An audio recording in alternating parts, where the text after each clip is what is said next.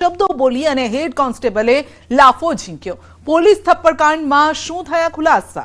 રાજકોટની શાળાના સાસણગીરના પ્રવાસમાં વિદ્યાર્થીનું સ્વિમિંગ પૂલમાં ડૂબી જતા મોત। કોની બેદરકારી? ડિસેમ્બર મહિનો પૂરો થવાને ગણતરીના દિવસો બાકી હોવા છતાં પણ કડકડતી ઠંડી ન પડતા ખેડૂતોને રવિ પાકની થઈ રહી છે ચિંતા। સુરતમાં એસઆઈઆરની કામગીરીથી બંગાળી બસ્તીમાં કેમ લોકો ઘરોને તાળા મારીને ભાગી ગયા? આજે વાત કરીશું વડગામના ગામોની કે જ્યાં નર્મદાના નીર પહોંચતા ક્યાંક ખુશી તો ક્યાંક ગમનો માહોલ, અને સાથે જોઈશું કોંગ્રેસની જન આક્રોશ યાત્રા 2.0 માં કોંગ્રેસ નેતાઓએ શું કર્યો હુંકાર। ગાંધીનગરથી વાત છે તો પોક્સોના આરોપી પર ફાયરિંગ, ભાગવાનો પ્રયાસ કરતા પોલીસે કર્યું છે ફાયરિંગ। રીકન્સ્ટ્રક્શન સમયે આ ઘટના બની છે। બાળકી પર દુષ્કર્મની ઘટનાનો આરોપી હતો। બિહારના આરોપીની પોલીસે કરી છે અટકાયત। આરોપીના પગના ભાગે ગોળી વાગી છે તો ભાગવાનો પ્રયાસ કરતા પોલીસે ફાયરિંગ કરવું પડ્યું છે અને ત્યારબાદ આપ જોઈ પણ શકો છો દ્રશ્યોમાં કે તે માફી પણ માંગી રહ્યો છે, કારણ કે બાળકી પર દુષ્કર્મની ઘટનાનો આરોપી હતો અને રીકન્સ્ટ્રક્શન કરાવવા માટે પોલીસ લઈ ગઈ હતી અને ત્યારે તે ભાગવાનો ત્યાંથી પ્રયાસ કરે છે। ત્યારબાદ પોલીસે તેના ઉપર ફાયરિંગ કર્યું, તેને પગમાં ગોળી વાગી હતી। લોકોના ટોળે ટોળા ત્યાં એકઠા થઈ ગયા હતા। તો પોક્સોના આરોપી જેને રીકન્સ્ટ્રક્શન માટે પોલીસ લઈ ગઈ હતી, પરંતુ ત્યાંથી આરોપીએ ભાગવાનો પ્રયાસ કર્યો અને ત્યારબાદ ફિલ્મી દ્રશ્યો રચાયા। પ્રજા જે પોલીસ પાસે રક્ષણની આશા રાખે છે તે જ પોલીસ હવે પ્રજા પર દાદાગીરી પર ઉતરી આવી હોય તેવા કિસ્સા અમદાવાદ અને સુરતથી સામે આવ્યા છે। અમદાવાદના હેડ કોન્સ્ટેબલે યુવતીને લાફો ઝીંક્યો તો મહિલાનો પોલીસ કર્મીને અપશબ્દો બોલતો વિડીયો પણ સામે આવ્યો। ફરી એકવાર ખાખી પર કલંક। અમદાવાદમાં હેડ કોન્સ્ટેબલે યુવતીને લાફો ઝીંક્યો। સુરતમાં કોન્સ્ટેબલની દાદાગીરી સીસીટીવીમાં કેદ। રાજ્યના 2 મહાનગરોથી ખાખી પર કલંક લગાવતી 2 ઘટના સામે આવી છે। અમદાવાદમાં હેડ કોન્સ્ટેબલે યુવતીને લાફા ઝીંકી લોહી કાઢી નાખ્યો। સુરતમાં દુકાન ખુલ્લી રાખવા માટે કોન્સ્ટેબલે દુકાનદારને લાફો માર્યો। પોલીસને નાગરિકો સાથે સારા વર્તનની સલાહ વચ્ચે પોલીસની અસંવેદનશીલતા સામે આવી છે। હેડ કોન્સ્ટેબલનો ગુસ્સો તો જુઓ। રીઢા ગુનેગાર હોય તેમ યુવતીને લાફો ઝીંક્યો। એક તરફ રાજ્ય સરકાર મહિલા સશક્તિકરણ અને સુરક્ષાના દાવા કરી રહી છે ને ત્યારે સરકારના આ દાવાને પોકળ સાબિત કરતા હોય તેવા દ્રશ્યો અમદાવાદના પાલડી વિસ્તારમાંથી સામે આવ્યા, જ્યાં પોલીસના હેડ કોન્સ્ટેબલે સામાન્ય બોલાચાલીમાં એક યુવતીને લાફો ઝીંકી દીધો। ભોગ બનનાર યુવતી અમદાવાદના પાલડી વિસ્તારમાં અંજલી 4 રસ્તાથી વાસણા તરફ જતી હતી। આ દરમિયાન પાલડી ભઠ્ઠા પાસે ફરજ પર રહેલા ટ્રાફિક પોલીસ કર્મીએ તેને અટકાવી લાયસન્સની માંગ કરી। યુવતીએ પોતાનું વાહન સાઈડમાં ઊભું રાખી લાયસન્સ બતાવવાની તૈયારી દર્શાવી અને ત્યારે ટ્રાફિક પોલીસે યુવતી સાથે બોલાચાલી કરવાનું શરૂ કર્યું। સામાન્ય બોલાચાલી બાદ જ્યારે યુવતીએ સાવચેતીના ભાગરૂપે પોલીસ કર્મી પાસે તેનું આઈ કાર્ડ માંગ્યું ત્યારે આ વિવાદની શરૂઆત થઈ। આ મામલે યુવતીનું કહેવું છે કે પોલીસ કર્મીએ આઈ કાર્ડ બતાવ્યું ખરું, પરંતુ પરત લેતી વખતે તે નીચે પડી ગયું હતું અને આથી પોલીસ કર્મી એકાએક ઉશ્કેરાઈ ગયો। યુવતીને નીચે પડેલું કાર્ડ ઉઠાવી તેના હાથમાં આપવા માટે દબાણ કરવા લાગ્યો। દરમિયાન બંને વચ્ચે ઉગ્ર બોલાચાલી થતા મર્યાદા ઓળંગીને પોલીસ હેડ કોન્સ્ટેબલે યુવતીને જોરદાર લાફો ઝીંકી દીધો। બાદમાં પાલડી પોલીસ ઘટનાસ્થળે પહોંચી પીડિત યુવતી પુરાવા સાથે પોલીસ કર્મીએ માર માર્યાનો વિડીયો રજૂ કર્યો અને ત્યારે પોલીસ તેને ઉપાડીને પોલીસ સ્ટેશન લઈ ગઈ, જ્યાં પોલીસ સ્ટેશનમાં તેને કલાકો સુધી બેસાડી રાખવામાં આવી હોવાનો આરોપ છે। વધુમાં તેણે પોલીસ પર આરોપ મૂક્યા છે કે ફરિયાદ નોંધવામાં આવી નથી। યુવતીને દાંત અને કાનમાં ઈજા થઈ છે। તમે પોલીસ છો, તમે આ રીતે વર્તન કરો છો, આટલું જોરથી વાત કરો છો, શાંતિથી વાત કરો, હું બતાવું છું ને તમને। તો એમને કીધું કે જો કાર્ડ હોય ને તો હું પોલીસ છું, કાર્ડ હોય નામ બતાવાય તરત। એમને એમનું કાર્ડ આગળ કર્યું। જેવું એમને કાર્ડ આગળ કર્યું મેં જોયું એ કાર્ડમાં એ પોલીસ જ હતા અને એ એમના ફરજ પર જ હતા, તો મેં એમને કાર્ડ પરત કર્યું। જેવું હું એમને કાર્ડ પરત કરવા ગઈ ને એવું એમનાથી ના પકડાયું અને કાર્ડ હાથમાંથી છૂટી ગયું, કાર્ડ નીચે પડી ગયું।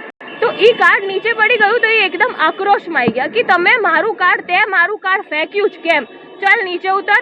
એમને મારો હાથ ખેંચ્યો અને મને એક્ટિવા પરથી ઓલા પરથી નીચે ઉતારવાની કોશિશ કરી।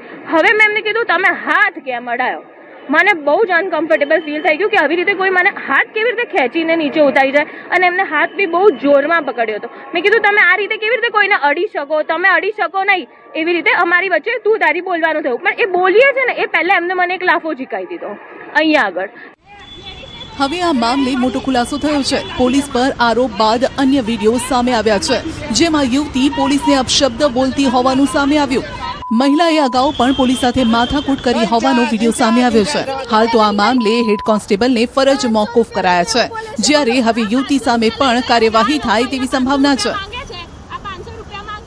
તેઓ જ્યારે મહિલા જે નાગરિક હતી તેઓ ટ્રાફિક સિગ્નલનો ભંગ કરતા તેઓને રોકી અને તેઓ પાસે હેલ્મેટ નહીં પહેર્યું હતું તે બાબતે તેઓને પૂછપરછ કરતા તેઓએ ગમે તેમ બોલી અને પોલીસનું આઈ કાર્ડ માગેલ, જેથી પોલીસે આઈ કાર્ડ પણ બતાવેલ, પણ આઈ કાર્ડ તેઓએ નીચે ફેંકી દીધેલ. જે બાબતે ગુસ્સે થઈ અને પોલીસે જોડે ગંદી ગાળો બોલતા હતા બેન, અને એ બાબતે પોલીસે પણ ઉશ્કેરાઈ જઈને પોતે હાથ ઉગામેલ હતો. એવો વિડીયો વાયરલ થયો છે.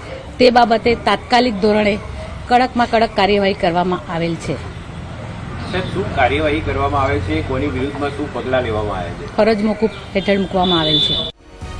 એક તરફ પોલીસ મહિલાની સુરક્ષા માટે ડ્રાઈવ યોજે છે અને બીજી તરફ ખાખી પર કલંક લગાડતા દ્રશ્યો સામે આવ્યા છે.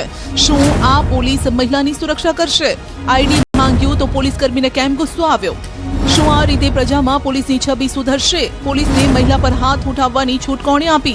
આ ઘટના બાદ પણ યુવતીને પોલીસ સ્ટેશનમાં કલાકો બેસાડી રાખવામાં આવી અને તેની ફરિયાદ કેમ ન લેવાઈ?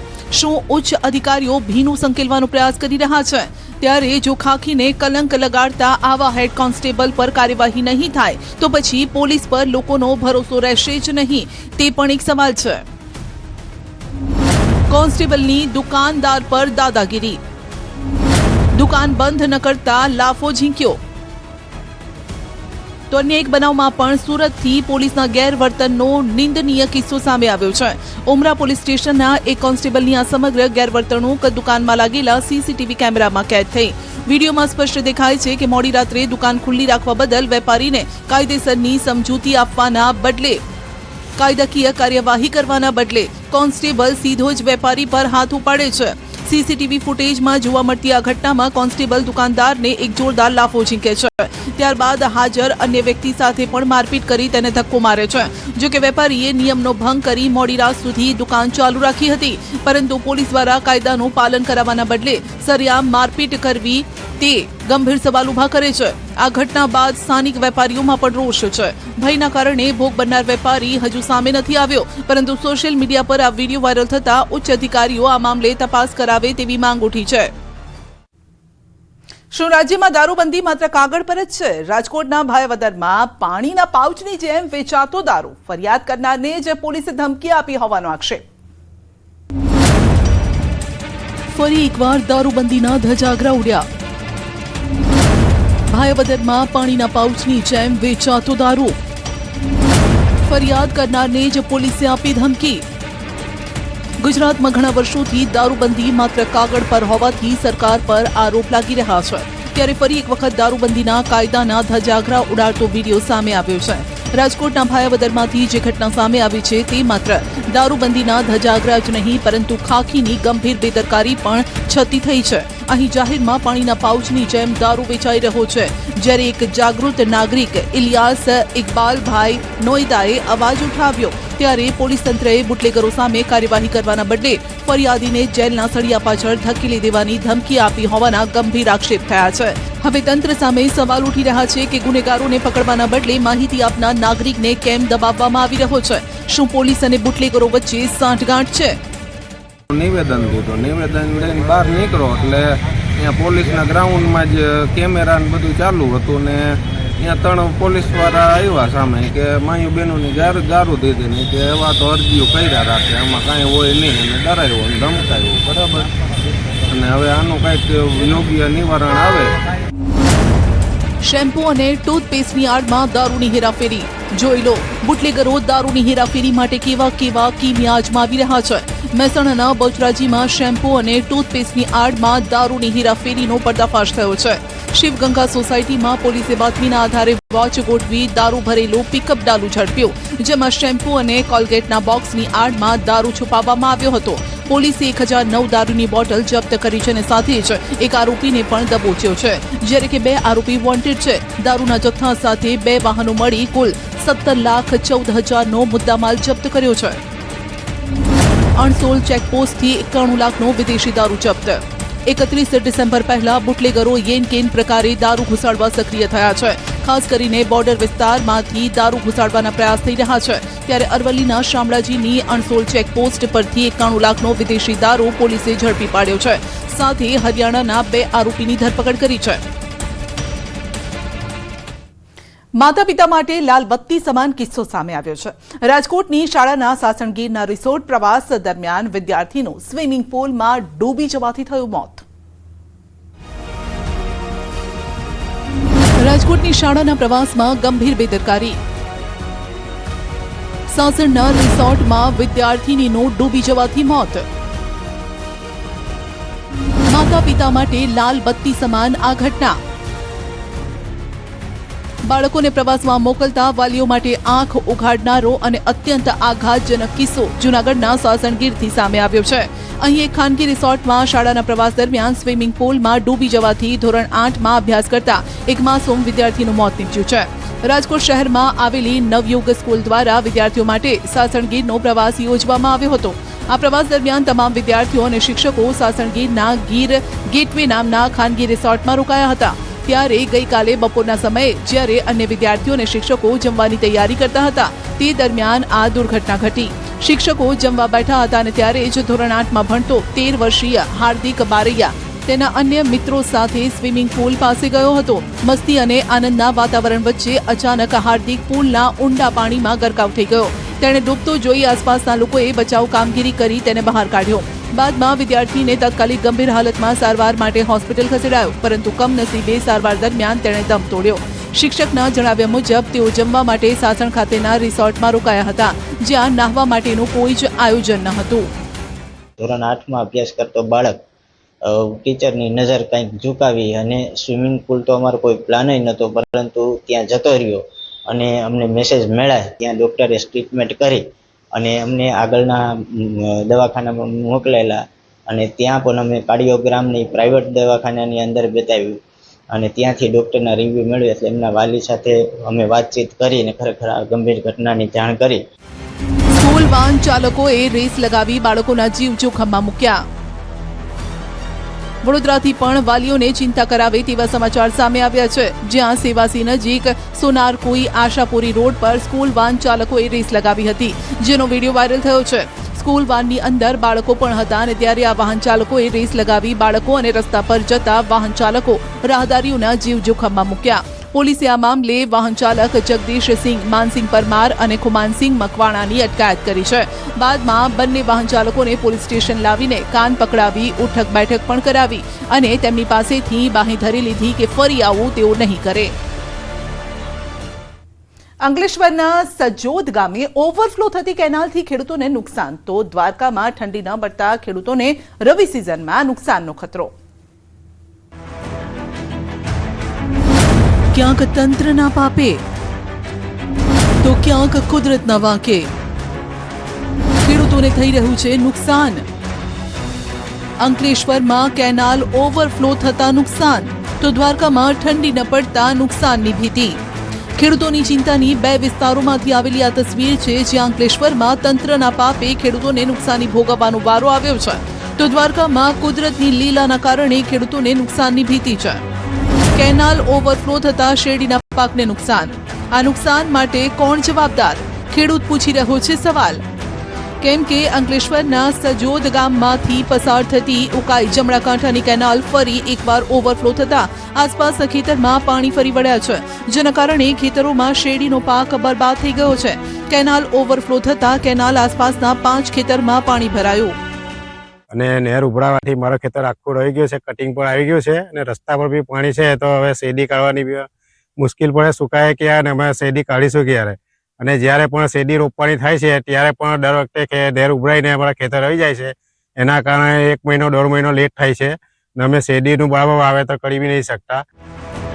ખેડૂતો છેલ્લા 3-4 વર્ષથી આ સમસ્યાનો સામનો કરી રહ્યા છે. દર વર્ષે ખેડૂતોને કેનાલ ઓવરફ્લો થતા આ જ રીતે નુકસાન થાય છે.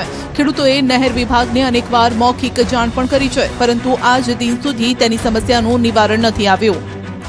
પોણા ભાગના ખેતરમાં પાણી છે એટલે હવે ઘઉં ઉગવાની કોઈ શક્યતા નથી. હવે આવું છેલ્લા 5 થી 6 વર્ષથી આ પ્રોબ્લેમ છે.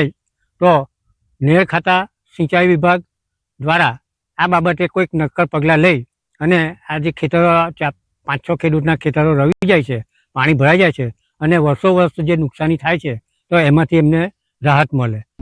ઠંડી ન પડતા રવિ પાકમાં નુકસાનની ભીતિ. રાજ્યમાં શિયાળો તો શરૂ થઈ ગયો, પરંતુ ડિસેમ્બર મહિનો હવે પૂરો થવાની નજીક છે. છતાં પણ જોઈએ તેવી ઠંડી નથી પડી રહી, જેના કારણે દ્વારકાના ખેડૂતોને રવિ પાકમાં નુકસાનની ભીતિ છે.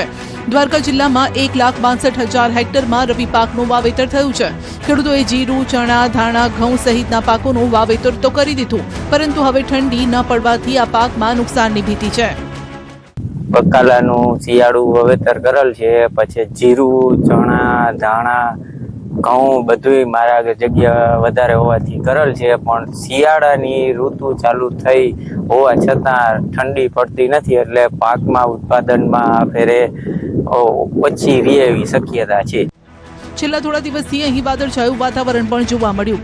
વાતાવરણમાં આવેલા આ ફેરફારના કારણે પાકની વૃદ્ધિ અટકી ગઈ છે. એટલે ખેડૂતોએ જેટલા ઉતારાની આશા રાખી હતી તે ઉતારો આવશે કે નહીં તેની ચિંતા છે. બનાસકાંઠાના વડગામના 100 ગામોમાં 40 વર્ષે નર્મદાના નીર પહોંચતા ઢોલ નગારા સાથે વધામણા કરવામાં આવ્યા. ત્યારે હજુ પણ કેટલાય ગામો એવા છે જે નર્મદાના નીરની રાહ જોઈ રહ્યા છે. વડગામ તાલુકામાં કહી ખુશી કહી ગમ. 100 ગામોમાં નર્મદાના નીર પહોંચ્યા. હજુ પણ કેટલાય ગામોમાં નર્મદાના નીરની રાહ. વર્ષોથી વડગામ તાલુકાના અનેક ગામડાઓમાં સિંચાઈ માટેના પાણીની ગંભીર સમસ્યા હતી. ખેડૂતો શિયાળુ ઉનાળુ ખેતી પણ કરી શકતા ન હતા. બસ ચોમાસું ખેતી પર જ નિર્ભર રહેતા. ત્યારે વર્ષો બાદ મુક્તેશ્વર પાઇપલાઇન દ્વારા તળાવ ભરવા માટેની કામગીરી શરૂ કરાઈ છે. વડગામ તાલુકાના ઘણા ગામડાઓમાં નર્મદાના નીર પહોંચ્યા છે, પરંતુ તાલુકાના ભરકાવાડા, શેરપુરા, ચંગવાડા, કાણુદર, ચાંગા સહિતના ગામડાઓમાં તળાવ ભરવા માટેની પાઇપલાઇનનો સર્વે પણ કરવામાં નથી આવ્યો કે નથી પાઇપલાઇન નાખવામાં આવી, જેના કારણે તળાવ ભરવાની માંગણી સાથે આ લોકો ભરકાવાડા ગ્રામ પંચાયત આગળ એકઠા થયા. લોકોની માંગ છે કે તેઓ વર્ષોથી પાઇપલાઇનની રાહ જોઈ રહ્યા છે. કે નથી એમાં બોરોની અંદર પાણી જોવા જઈએ તો 800 થી 1000 ફૂટના બોર જે કરવામાં આવે છે એમાં પણ પાણી ખૂટ્યા છે. 70 હોર્સપાવરની મોટરો ચલાવે છે તો પણ પાણી બહાર નીકળે, કારણ કે તળમાં હોય તો આવે ને. પણ સરકારશ્રીએ જો આવી રીતે ગામના આજુબાજુના ગામડાઓમાં તળાવ અને ઉમરદસ્તી નદીમાં પાણી નાખવાની જે યોજનાની વચ્ચે જાહેરાત કરવામાં આવી હતી, 127 કરોડની જે બળવંતસિંહ સાહેબે રજૂઆતના આધારે જાહેરાત કરી, પણ એના પછી કોઈ કામગીરી આ બીજા ગામોમાં પાણી છોડવામાં પણ અમારા જે 5 ગામ છે વંચિત રહી ગયા છે. અમારે વડગામ તાલુકામાં 40 વર્ષથી પાણીની સમસ્યા છે. ખેતીવાડી માટે તો ખૂબ જ પરિસ્થિતિ ખરાબ છે. ખેતી શી રીતે કરવી એ જ હાલ સવાલ છે. તો એના માટે સરકારમાં અમે માગણીઓ મૂકી છે. સરકારે અમારી માગણીઓ સ્વીકારીએ છે, પણ હમણાં પાઇપલાઇનનો નંખાણી એમાં અમારા 5 ગામ બાજુ પાઇપલાઇન કોઈ આવી નથી. તો એના માટે અમે વિનંતી કરીએ કે અમને પણ એમાં સમાવેશ કરે અને અમારું તળાવ ભરે એવી અમારી માગણી છે. એવી સરકારને વિનંતી કરીએ છીએ. એક તરફ વડગામ તાલુકાના ઘણા ગામડાઓમાં તળાવ ભરવાની શરૂઆત થતાં લોકો ઢોલ નગારા સાથે પાણીના વધામણા કરતા ખુશી પણ વ્યક્ત કરી છે. બીજી તરફ ઘણા ગામડાઓમાં તળાવમાં નર્મદાના નીર ન આવવાથી ખેડૂતો નારાજ છે. સરકાર દ્વારા પાઇપલાઇનથી તળાવ ભરવાનો જે પ્રોજેક્ટ ચાલી રહ્યો છે તેમાં ઘણા ગામડાઓના તળાવ હજુ પણ આ પ્રોજેક્ટની અંદર સમાવાયા ન હોવાનો ખેડૂતોનો આક્ષેપ છે. ત્યારે આવા ગામડાઓમાં તળાવ ભરવાની કામગીરી કરવામાં નથી આવી. ખેડૂતોની ચિંતા છે કે જો તેમના ગામડાઓમાં તળાવો નહીં ભરાય તો પાણીની વિકટ સમસ્યા આવનારા સમયમાં ઊભી થશે. કહેવાનું થાય છે કે કાલે મુક્તેશ્વર અને કરવા તળાવમાં જે પાણી નાખ્યું એમાં ખેડૂતો ખૂબ ખુશ છે.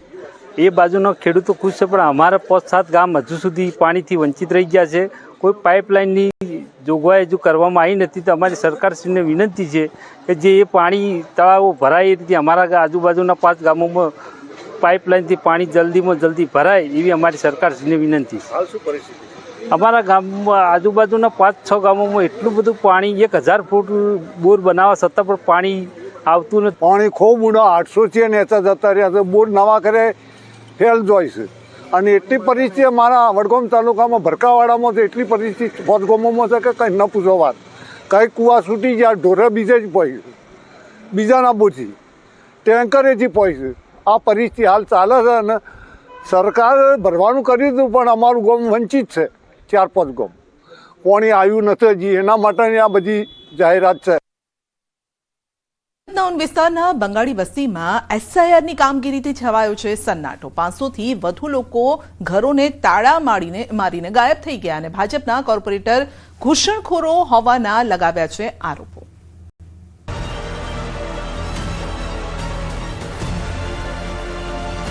એસઆઈઆરની કામગીરીથી બંગાળી બસ્તીમાં સન્નાટો.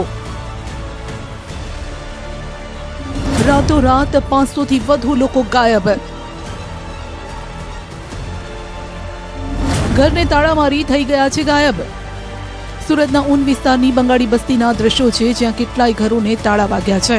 અહીં રહેતા કેટલાય લોકો રાતોરાત ગાયબ થઈ ગયા છે. આ વિસ્તારમાં અગાઉ 950 જેટલા મતદારો નોંધાયેલા હતા. જો કે જ્યારે બીએલઓ દ્વારા ગ્રાઉન્ડ લેવલ પર એસઆઈઆરની કામગીરી હાથ ધરવામાં આવી ત્યારે ચોંકાવનારી હકીકત સામે આવી. તેમાંથી માત્ર 400 મતદારોનું જ મેપિંગ થઈ શક્યું છે, જ્યારે બાકીના 500 જેટલા લોકો દસ્તાવેજો ન હોવાના કારણે વિસ્તાર છોડીને ભાગી ગયા હોવાનો દાવો કરવામાં આવી રહ્યો છે. એસઆઈઆરની ટીમો પહોંચતા જ બંગાળી વસ્તીમાં અનેક મકાનો પર ખંભાતી તાળા લાગેલા જોવા મળ્યા. અમારા સંવાદદાતાએ ગ્રાઉન્ડ ઝીરો પર પહોંચતા કેટલાય મકાનોને તાળા લટકેલા જોવા મળ્યા. દ્રશ્ય હું બતાવવાનો પ્રયાસ કરીશ કે મોટા પ્રમાણમાં આ બધા મકાનો છે. આ મકાનો ભાડામાં બાંગ્લાદેશના લોકો રહેતા હતા, પણ જે પ્રકારે બીએલઓ અહીંયા પહોંચી રહ્યા છે અને એસઆઈઆરની જે કામગીરી ચાલી રહી છે તેને લઈને સવાલોના જવાબ મળતા નથી. કહી શકાય કે આ સુરતનો ઊન વિસ્તાર છે. અહીંયા 50 કરતાં વધુ મકાનો હાલ બંધ છે અને જે પ્રકારે અહીંયા રહેતા બાંગ્લાદેશીઓ હાલ સુરત છોડી રવાના થઈ ગયા છે. સ્થાનિકો મુજબ છેલ્લા કેટલાય દિવસોમાં અહીંથી લોકો અચાનક સ્થળાંતર કરી ગયા છે. તપાસ દરમિયાન ઘણા ઘરો ખાલી હોવા સાથે રહેવાસીઓના ઓળખપત્રો અને મતદાર દસ્તાવેજો ઉપલબ્ધ ન હોવાનો મુદ્દો પણ સામે આવ્યો છે. हाँ तो एसआईआर का फॉर्म तो इन्होंने शायद नहीं भरा होगा क्योंकि है ही नहीं इधर जब से 20-25 या 50 तक होएगा समथिंग सब. पहले बंगाल के थे तो वो लोग ऑलरेडी जा चुके थे सर. इधर जो भी है जो बंद पड़े हुए कुछ बेच के कुछ गए, कुछ ऐसे गए, कुछ ऐसे ही पड़े हुए हैं सर. कितने मकान अंदाज से बंद होगा करीब अभी सर कम से कम 20-25 तो बंद होएगा ही सर. ઊન વિસ્તારના ભાજપના સ્થાનિક કોર્પોરેટર સોમનાથ મરાઠીએ આ મામલે ગંભીર આરોપ લગાવ્યા. તેમનો દાવો છે કે ભાગી ગયેલા લોકો બાંગ્લાદેશી અથવા પાકિસ્તાની ઘૂસણખોર હોઈ શકે છે. અગાઉની સરકારો દરમિયાન તેમને ખોટી રીતે ભારતીય મતદાર બનાવવામાં આવ્યા હતા. સુરતનો આ કિસ્સો લાલબત્તી સમાન છે. એક તરફ તંત્ર એસઆઈઆરની કામગીરી દ્વારા ડમી મતદારોને દૂર કરી રહ્યું છે, તો બીજી તરફ આટલી મોટી સંખ્યામાં વિદેશી ઘૂસણખોરો હોય તો તેઓનું ભારતીય મતદાર યાદીમાં હોવું એ સુરક્ષા વ્યવસ્થા સામે સવાલ ઉભા કરે છે. સુરતમાં એસઆઈઆરની કામગીરીથી શરૂ થયેલો આ મામલો હવે માત્ર સ્થાનિક નહીં પરંતુ રાજ્ય સ્તરની ચર્ચાનો વિષય બનતો જઈ રહ્યો છે.